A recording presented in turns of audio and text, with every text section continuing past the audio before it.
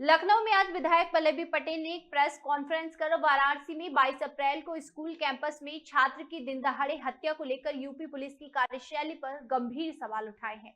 उन्होंने कहा कि घटना को 6 दिन बीत चुके हैं, लेकिन अब तक कोई कार्रवाई नहीं हुई। पल्लवी पटेल ने आरोप लगाया कि इस हत्याकांड का मुख्य आरोपी प्रधानमंत्री नरेंद्र मोदी का करीबी है, जिसकी पहुंच और रसूख के चलते पुलिस बैकफुट पर है। उन्होंने कहा कि स्कूल को हम अपना दूसरा घर मानते हैं। ऐसे में सवाल उठता है कि स्कूल कैंपस के अंदर हथियार आखिर आया कहां से। पल्लवी पटेल ने यह भी दावा किया कि जब वे पीड़ित छात्र के न्याय के लिए सड़क पर उतरी तो उन्होंने 3 घंटे तक तपती धूप में खड़ा रखा गया और जाति सूचक गालियां भी दी गई। उन्होंने प्रेस के माध्यम से कहा कि वाराणसी में उन्हें जो भी गालियां दी गई वे सब अब डीजीपी को लौटा रही हैं। देखिए, बनारस में जो घटनाक्रम हुआ है वहाँ पर दिन दहाड़े एक 18 वर्षीय इंटरमीडिएट स्कूल के क्लास के एक बच्चे को उसी के विद्यालय के परिसर में उसी विद्यालय के संचालक लाइसेंसी बंदूक से रिवॉल्वर से कनपट्टी व गोली सटा करके उसको वहाँ पर मार देते हैं। और सबसे अहम बात ये है कि ये सवाल है कानून व्यवस्था पर, सामाजिक व्यवस्था पर और सरकार पर। 22 तारीख की घटना है और आज हम 28 अप्रैल में बैठे हुए हैं। 6 से 7 दिन का वक्त हो गया है और जो इस पूरे प्रकरण में दिन दहाड़े विद्यालय परिसर में हुई एक बच्चे की जो हत्या होती है, उसमें जो सबसे बड़ा अपराधी है जिसके कैंपस में कांड हुआ है, उसको अभी तक पुलिस छू भी नहीं पाई है। इसलिए नहीं छू पाई है क्योंकि जो वाराणसी के जो सांसद हैं श्री नरेंद्र मोदी जी, उनका निकटतम व्यक्ति है वो, उसका इतना रसूख है कि पुलिस बैकफुट पे है। तो ऐसे में ये सवाल जितना सरकार के लिए है, जितना कानून व्यवस्था के लिए, उतना समाज से के लिए भी है कि क्या ये जो ओबीसी समाज है, इसका वर्तमान और इसका भविष्य दिन दहाड़े हम अपनी आंखों से मरते हुए देखना चाहते हैं। जिस स्कूल में हम अपने बच्चे को पढ़ने के लिए भेजते हैं वो घर की सीमा के बाहर का हमारा दूसरा घर होता है। अभिभावक निश्चिंत होते हैं। तो सवाल ये उठता है कि उस कैंपस के अंदर एक शस्त्र आया कैसे, किसने परमिट किया, क्या वो लाइसेंसी शस्त्र था, और अगर था तो क्या उसको जब्त कर लिया गया है, किसके नाम पर है। ये तमाम सवाल हैं जिसके नाम पर चर्चा होनी चाहिए और जिस पे सवालिया निशान खड़े करते हुए, विवेचना करते हुए जो इसमें मुख्य जो आरोपी है और जो इस पूरे घटनाक्रम के जो सूत्रधार हैं, उन सभी को अब तक जेल में होना चाहिए था। जो सरेआम खुले घूम रहे हैं, वो विद्यालय जहाँ पर ये घटनाक्रम हुआ है, क्या अब वो किसी भी दृष्टि से शिक्षा का मंदिर कहलाने लायक है? अगर ये कहीं और घटित होता और अगर सांसद का निकटस्थ होने की वजह से संरक्षण प्राप्त नहीं होता तो अब तक वो बिल्डिंग धराशायी कर दी गई होती। लेकिन वो खुला घूम रहा है, उस पर कोई कार्रवाई नहीं हुई है। ये सवाल है हमारा। मैम, पुलिस का कहना है कि आपने उनके साथ मिसबिहेव किया, कि आप लोगों ने मिसबिहेव किया उनके साथ। देखिए, साफ साफ बोलिए ना, साफ साफ बोलिए ना। गाली दी गई है हमको, भद्दी भद्दी जाति सूचक गालियां दी गई हैं, माँ बहन की गालियां दी गई हैं।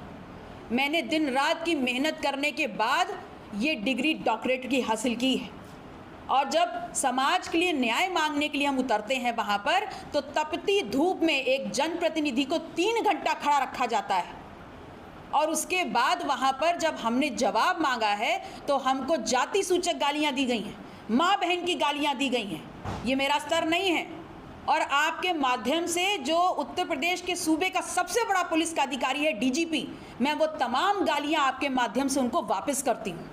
और इसलिए वापस कर रही हूँ क्योंकि दिन दहाड़े एक ओबीसी समाज के लड़के को मार दिया जाता है और उसका गुनहगार अभी भी खुला घूम रहा है। उसको पकड़ने की हैसियत उनकी नहीं है, लेकिन अपनी छाती पर कम से कम इन गालियों का तमगा लगा करके वो अपने आप को गौरवान्वित महसूस कर सकते हैं। किस तरीके का एक्शन आप चाहती हैं, क्या होना चाहिए इस केस पे? देखिए, एक्शन हम क्या, संपूर्ण बनारस अपने बनारस के सांसद से चाहता है कि इस वक्त आप राजनीति मत करिए। इस वक्त महत्वपूर्ण बिंदु ये है कि वो व्यक्ति जो है जिसको संरक्षण आप दे रहे हैं, उसको सबसे पहले जेल के अंदर होना चाहिए। तमाम बिंदुओं पर कार्रवाई होनी चाहिए। वो विद्यालय को निस्तो नाबूद कर देना चाहिए। वो सीज़ क्यों नहीं हुआ, इसका जवाब हमको चाहिए।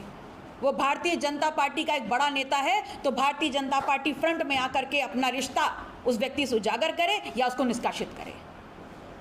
अगर गिरफ्तारी नहीं हुई तो क्या आंदोलन करेंगी, और आपके साथ जो मिसबिहेव हुआ, जो आरोप लगा रही थी, उस पर क्या FIR भी दर्ज हुआ है?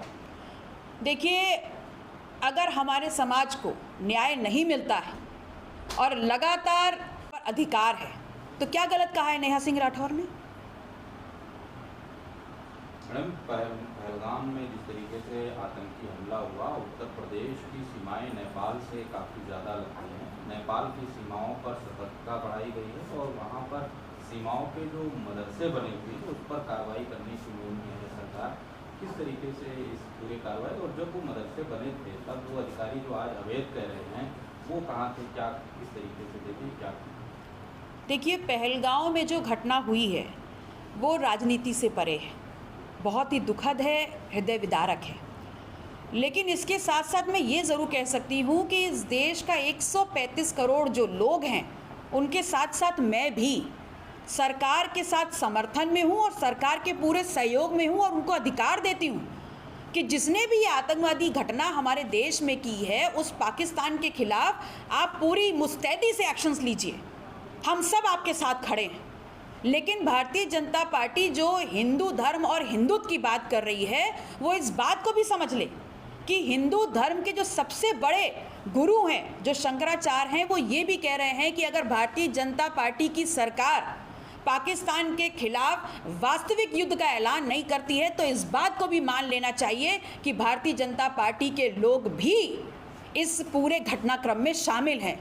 इसलिए मैं निवेदन करूंगी तमाम हिंदुओं से भी, समाज के लोगों से भी, कि आप इस बात को भी अपने ध्यान में रखें, क्योंकि ये आतंकी हमला पाकिस्तान की वजह से ज़रूर हो सकता है लेकिन मुसलमानों की वजह से नहीं है।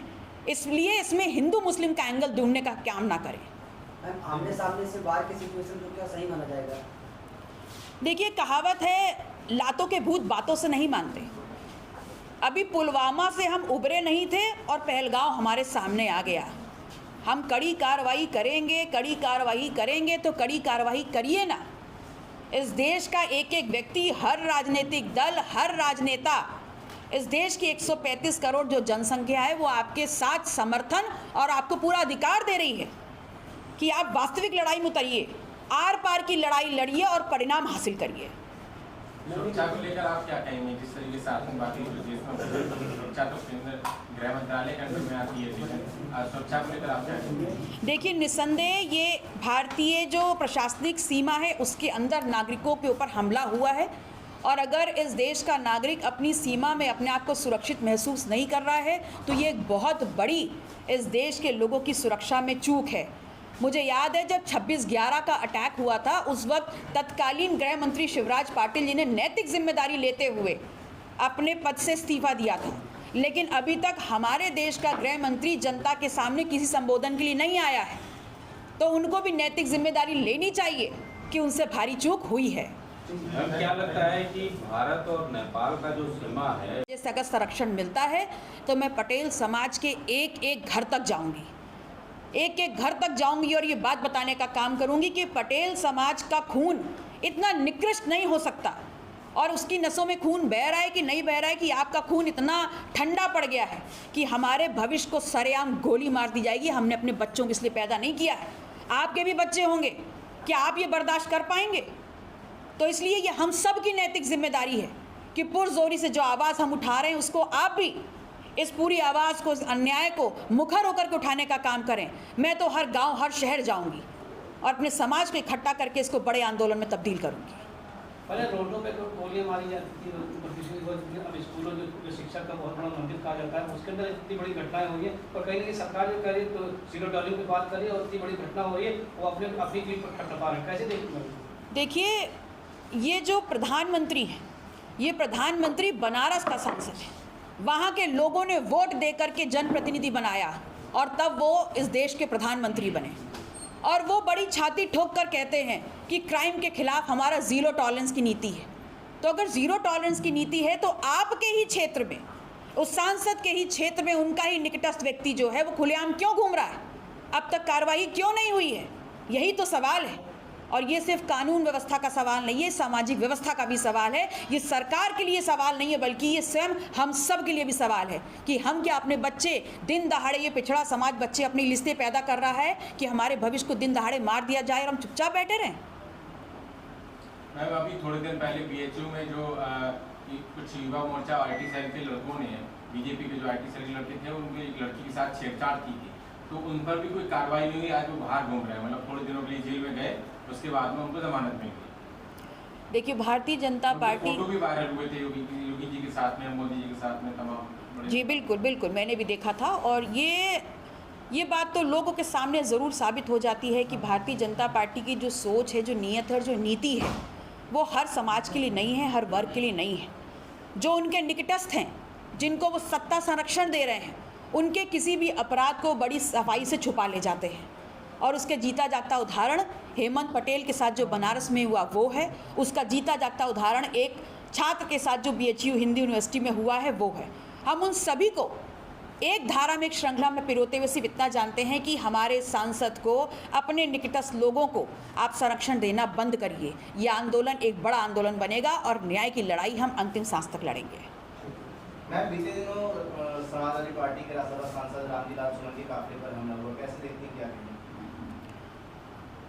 ये तो सबको सोचने वाली बात है कि रामजीलाल सुमन जी के साथ क्या हो रहा है। जब उनका राज्यसभा सांसद बनने का चुनाव था तो आप सबने देखा कि हमने उनको वोट किया और उस वक्त हमको गद्दार भी कहा गया और हमको शंकित भी किया गया। उसके बाद उनको सरेआम चुनौती दी जाती है, उनको धमकियां दी जाती हैं।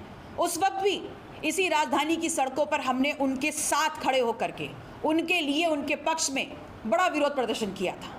हाँ, और उसके बाद सुमन साहब ने हमको फ़ोन भी किया, उन्होंने धन्यवाद भी कहा और ये भी कहा कि कम से कम आप तो हमारे साथ हैं। और तब मैंने उनसे कहा था कि धन्यवाद देने जैसी कोई बात नहीं है, ऐसे किसी भी शोषण के खिलाफ लड़ने के लिए मैं प्रतिबद्ध हूँ। और आज भी जो उनके साथ हुआ है, मैं पुनः आपके सामने दोहरा रही हूँ कि मैं उनके साथ पूरी मजबूती से खड़ी हूँ। हमारा संगठन उनके साथ पूरी मजबूती से खड़ा हुआ है। मैम, पहलगाम हमले को लेकर लोक गायिका नेहा सिंह राठौर के ऊपर FIR हुई है, देशद्रोह का मुकदमा लगा है उनके ऊपर, कैसे देखते हैं? लोकतांत्रिक व्यवस्था है ये देश, यहाँ पर अपनी बात कहने की क्या बहुत ही संवेदनशील है, उस पर सतर्कता बढ़ानी चाहिए, क्या कुछ करना चाहिए? देखिए, मुझे ये लगता है कि भारत देश की संपूर्ण जो सीमाएं हैं और जिसके अंदर कोई भी घुसपैठी आ करके, कोई भी ऐसे अनवांटेड एलिमेंट्स आ करके अगर देश के नागरिकों की सुरक्षा पर अगर सवालिया निशान खड़ा करते हैं तो इसके अंदर बहुत ही ज़्यादा सेंसिटिव मैटर है ये।